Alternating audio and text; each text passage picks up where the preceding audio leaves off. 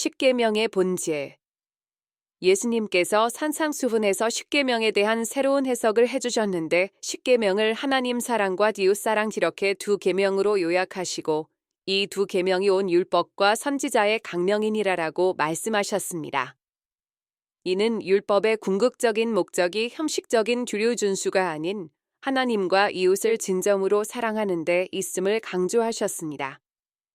예수님은 마태복음 19장 16절에서 부자 청년에 비유해서 십계명을 지키라고 말씀하셨고 청년은 이미 그 계명을 모두 지켰다고 대답합니다. 한 부자 청년이 예수님께 와서 선생님, 내가 무슨 선한 일을 하여 영생을 얻겠습니까? 라고 묻습니다.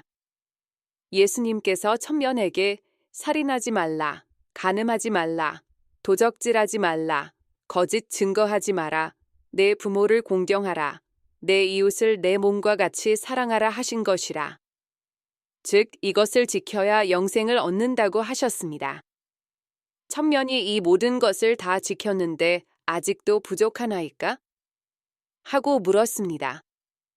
그때 예수님께서 내가 완전해지려거든 가서 내 소유를 팔아 가난한 사람들에게 주라.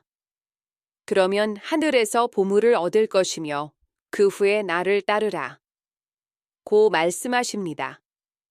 하지만 이 말을 들은 청년은 자신의 많은 재물 때문에 근심하며 떠나갑니다.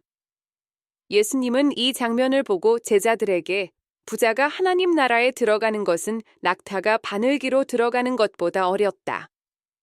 라고 말씀하십니다. 제자들이 놀라서 그러면 누가 구원을 받을 수 있겠습니까? 라고 묻자 예수님은 사람에게는 불가능하나 하나님께는 모든 것이 가능하다. 고 답하십니다. 이 비유는 재물이 사람에게 유혹과 장애물이 될 수 있음을 경고하고 영생을 얻기 위해서는 세상적인 재물보다 하나님과의 관계를 우선시해야 한다는 메시지를 전달하고 있는 것 같지만 실상은 그러면 누가 구원을 얻을 수 있느냐고 볼멘소리로 항변을 했을 때 예수께서 제자들에게 사람으로서는 할 수 없고 하나님께서만 모든 것을 가능하게 하신다고 하신 부분을 주의 깊게 살펴야 합니다.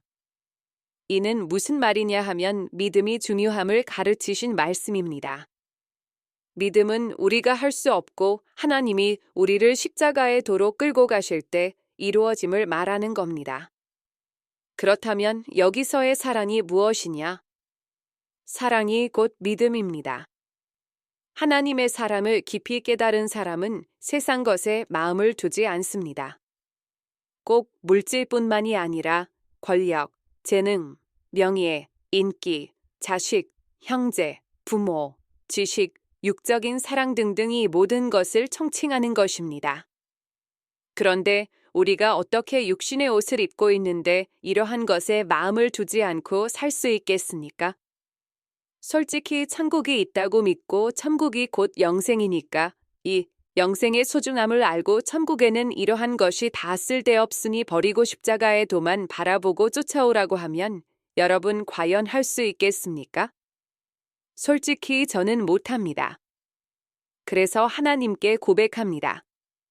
저는 못하니 하나님께서 저를 하나님 보시기에 온전한 믿음의 사역자로 쓰실 요량이시면 하나님께서 저를 이끌어 주실 때 가능한 것이지. 저 혼자서는 못하니까 하나님께서 알아서 끌고 가시라고 기렇게 때를 씁니다. 왜? 그 일은 인간은 못하고 하나님만 하신다고 분명하게 말씀하셨기 때문입니다. 그래서 저는 현재도 성명학이란 사업을 하고 있지만 교회들한테 저야말로 하나님의 백성임을 당당하게 말할 수 있습니다. 왜냐고요? 최소한 하나님의 말씀을 팔아 교회를 운영하지 않기 때문입니다. 솔직히 여러분 교회에 왜 나오십니까? 우리 지체가 성전인데 그동안 목사들이 주의를 지켜야 한다고 강조하고 11조 잘 내야 하나님이 복을 주신다고 강조하고 새벽기도 잘 나와야 믿음의 백성이라고 강조하니까 여러분들의 믿음을 자랑하기 위해서 졸린 거 참으면서 새벽교회 나오는 것 아닙니까? 주일 예배도 부족해 그 바쁜 와중에도 수요 예배다 금요철야 예배다 길을 쓰고 나오는 이유가 무엇입니까? 이게 다 목사들이 율법을 강요하니까 나오는 것 아닙니까? 그게 바로 외식입니다. 그 외식을 가장 많이 잘 지킨 사람들이 바로 바리새인과 유대인들입니다. 그런데 이들한테 예수께서 너희가 바로 지옥 자식이고 회칠한 무덤이고 독사의 새끼라고 대놓고 욕을 하셨습니다. 이들이 바로 십계명의 본질을 모르고 형식에만 매달려 있기 때문에 그렇게 질타하신 것입니다. 율법의 궁극적인 목적이 형식적인 규율 준수가 아닌 하나님과 이웃을 진정으로 사랑하는 데 있습니다. 우리가 예수님 강조하신 이웃사랑을 진정으로 깨달은 사람은 그 사랑이 너무나 깊고 소중해서 이웃에게 그 사랑을 전달하고 싶어 안달이 나는 것입니다. 너도 내가 믿는 하나님 한번 믿어봐. 이게 바로 사랑이고 복음이고 선교고 믿음입니다. 그래서 마태복음 22장 38절 이하에서 어떤 율법사가 예수님께 율법 중에서 가장 큰 계명이 무엇이냐고 물었을 때 예수님께서 신명기 6장 5절을 인용해서 다음과 같이 대답하셨다. 내 마음을 다하고 목숨을 다하고 뜻을 다하여 주 너의 하나님을 사랑하라. 이것이 첫째가는 계명이다. 그리고 레위기 19장 18절을 인용해서 내 이웃을 내 자신과 같이 사랑하라. 이것이 둘째가는 계명이다. 그리고 예수께서 이 두 계명이 온 율법과 선지자의 강령이라고 말씀하셨습니다. 우리 인간은 절대 그 누구도 살아날 수 없습니다. 사랑은 영원히 변질하지 않는 것이 바로 그 영원한 사랑은 하나님만이 하실 수 있는 것입니다. 하나님은 우리하고 약속하신 그 사랑을 지키기 위해 창세기 3장 15절 여자의 후손으로 오신다고 하신 그 약속을 지키기 위해 손수 십자가에서 실천하신 것입니다. 그 하나님의 크신 사랑을 아는 자만이 하나님께 마음을 다하고 목숨을 다하고 뜻을 다하여 사랑을 할 수 있습니다.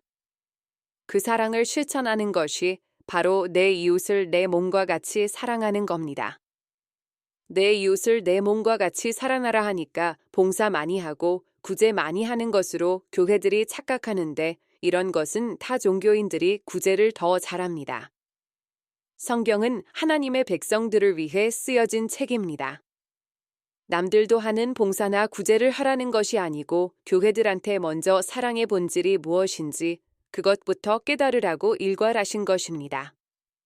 하나님이신 예수께서 왜 이 땅에 오셨으며 왜 십자가에 달리셔야 했는지, 그리고 왜 말씀으로 오셨다고 하셨는지 그걸 깨달아 알아가는 것이 믿음이고 그 믿음의 발로가 바로 사랑을 실천하는 길입니다. 다시 말해 말씀을 온전히 깨달아 아는 사람만이 하나님의 뜻이 무엇인지 분명하게 깨달아 알기 때문에 성경에 없는 말은 절대 하지 않습니다. 꿈의 계시를 받았네. 신유의 은사가 있네. 예언의 능력을 주셨네. 이런 헛소리를 하지 않게 됩니다. 오늘날 대형교회들 무엇 가지고 교세를 확장시킨 줄 아십니까? 제가 10여 년이 훨씬 이전에 일산에 있는 모 교회를 간 적이 있습니다. 그때 장로라고 하는 모 대학 부총장이 신유의 은사가 있다면서 부흥회를 하는데 오디오와 비디오를 크게 틀어놓고 아픈 사람들을 고친 장면을 보여주면서 그 자리서 아픈 사람들 나오라고 하니까 여기저기서 손들고 앞으로 나오자 그들의 등을 치고 머리를 치니까 그 자리서 쓰러지고 별쇼를 다 하더라고요. 제가 보니 대략 4천에서 5천 명 가량이 되는 것 같은데 대한민국 귀신들은 거기에 다 모였더라고요. 여러분들, 그런데 속거나 율법만 강조하는 목사들한테 속으면 평생 종교 생활만 하다 지옥으로 갑니다. 진짜 하나님은 참 하나님이신 말씀으로 오신 한 분뿐이신 예수 그리스도임을 아셔야 합니다.